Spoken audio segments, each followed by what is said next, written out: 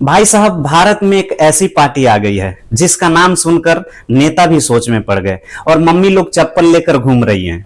नाम है कॉकरोच जनता पार्टी। हाँ भाई, वही कॉकरोच जिसे देखकर इंसान की आत्मा तक सोफे पर चढ़ जाती है। अब आप सोच रहे होंगे कि यह मजाक है, लेकिन नहीं भाई, ये पूरा इंटरनेट हिला चुका है। चलो कहानी को शुरू से शुरू करते हैं।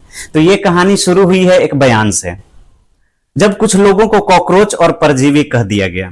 बस फिर क्या, भारत के बेरोजगार और मीमबाज युवाओं ने कहा ठीक है, अगर कॉकरोच बोल ही दिया है तो अब प्रोफेशनल कॉकरोच बनेंगे। और अगले ही दिन इंटरनेट पर लॉन्च हो गई कॉकरोच जनता पार्टी। अब सुनो इसकी सबसे खतरनाक बात, इस पार्टी का पूरा सिस्टम एआई से बनाया गया।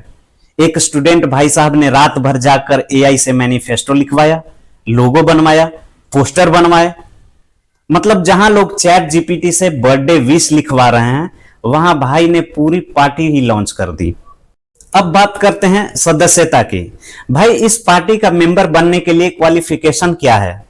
ना यूपीएससी, ना आईआईटी, ना एमबीए, बस ये चीज चाहिए। यानी कि बेरोजगार होना चाहिए, आलसी होना चाहिए, दिन भर इंटरनेट पर एक्टिव रहना चाहिए और प्रोफेशनल तरीके से भड़ास निकालने आना चाहिए। मतलब इंस्टाग्राम कमेंट सेक्शन वाले आधे लोग तो सीधे कैबिनेट मिनिस्टर बन जाएंगे। और इनका मैनिफेस्टो सुनोगे तो कहोगे भाई मजाक में भी सही बात बोल गए। इनकी मांगे क्या है? नेता पार्टी बदल दे तो 20 साल तक चुनाव लड़ने पर बैन। भाई उस नेता की तो कैरियर ही खत्म हो गई ना। फिर महिलाओं को 50% रिजर्वेशन, रिटायरमेंट के बाद वीआईपी पोस्ट बंद। मतलब भाई ये पार्टी रोस्ट भी कर रही है और सिस्टम को एक्सपोज भी करने में लगी हुई है।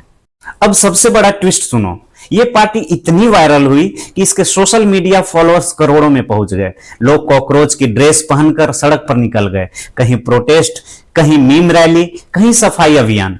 इमेजिन करो भाई, अगर ये पार्टी सच में इलेक्शन लड़ गई तो न्यूज एंकर बोलेगा आज कॉकरोच जनता पार्टी ने विपक्ष को साफ कर दिया।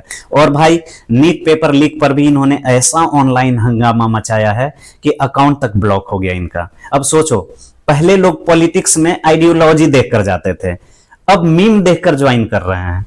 लेकिन एक बात माननी पड़ेगी, भारत के युवा चाहे दुखी हों, फ्रस्ट्रेटेड हों, लेकिन क्रिएटिविटी में दुनिया से 4 कदम आगे हैं।